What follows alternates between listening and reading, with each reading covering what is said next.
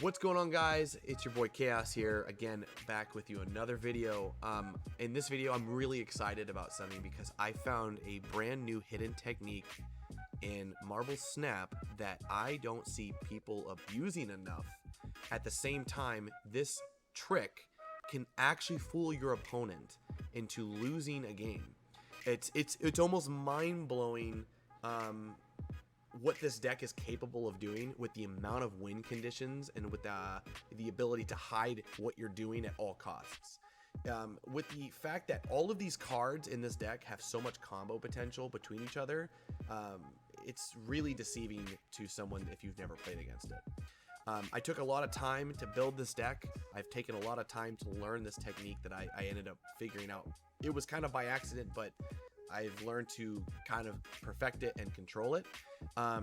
If you guys can, please give me a like and subscribe. It would mean the absolute world for me to have this video blow up and get on the algorithm. I want to push this and make sure that more people know about this. I like to push the game to its fullest boundaries. I like to push games in general to the edge of where you can with their advanced techniques and whatnot. So please, if you guys can, do that for me.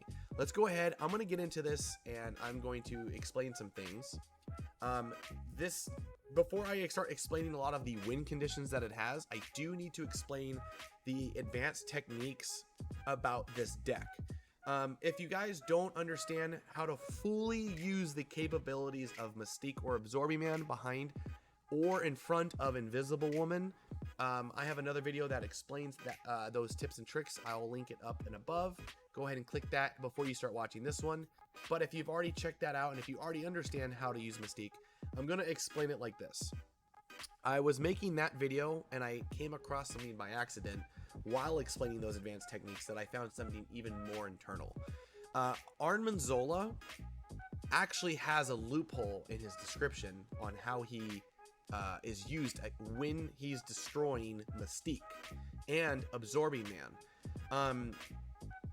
This essentially is kind of tricky. So for instance, I'm going to walk you through a scenario. You can put Mystique in her own lane and she won't be bothered.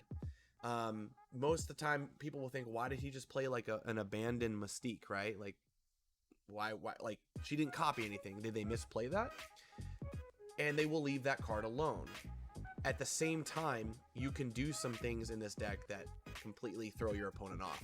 So for instance, say turn 4, you play a Sandman. Now your opponent can only play one card at a time, and then you play a Ronin.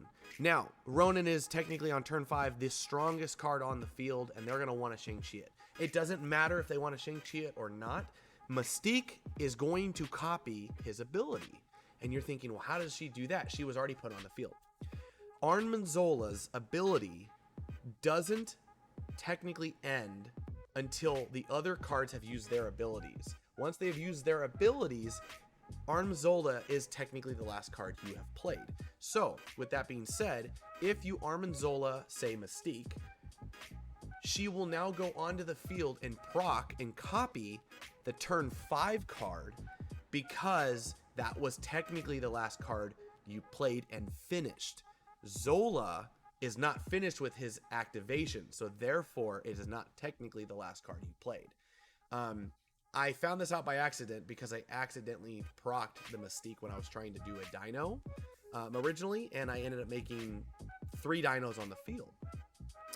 I ended up doing this during an example video, and I found that this was like a crazy technique. You can also do some other things in this, and that was the big kind of deal that I wanted to explain, is you can Arn Manzola Mystique, and still she will copy Ronin's ability, giving you multiple win conditions. And because your opponent can only play one card, you're technically putting out multiple cards on the field in one turn. And they will never expect you to essentially Arn Manzola a Mystique. No one will ever in their right mind think that that's going to be a thing. There's some other win conditions, and I'm going to go over those now with you guys. Sorry that the explanation is a little long, but it kind of needs to be explained in such a way that I know that you guys are understanding. Some of the other things you can do is on turn 2, say for instance, you can use Invisible Woman. You can put Mystique behind that. You can put Absorbing Man behind that. And you have other options in your inventory. On turn 5, you can play either Red Skull or Ronin. And on turn 6, you can essentially play a Taskmaster. Say, for instance, Absorbing Man's also there. You can have a Ronin or Red Skull. You can have a Taskmaster on the field. One, you'll have 2 of those cards. If they Shang-Chi one of them, it doesn't matter. Absorbing Man is still going to copy the Taskmaster's ability, giving you the ability to have technically 3 Red Skulls on the field. You can still go with the standard Shuri, the armor Shuri to Red Skull Taskmaster combo. That's always just available as an option as well.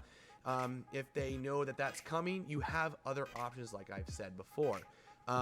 There's just a whole mix and match of things that you can do. For instance, you can Invisible Woman, and then you can Mystique the Invisible Woman, giving your opponent no clue on what you're going to do the entire game, which can be even more mind-blowing to say the least. They can only Enchantress one of them, and they won't be prepared to do both, giving you pretty much the full element of surprise.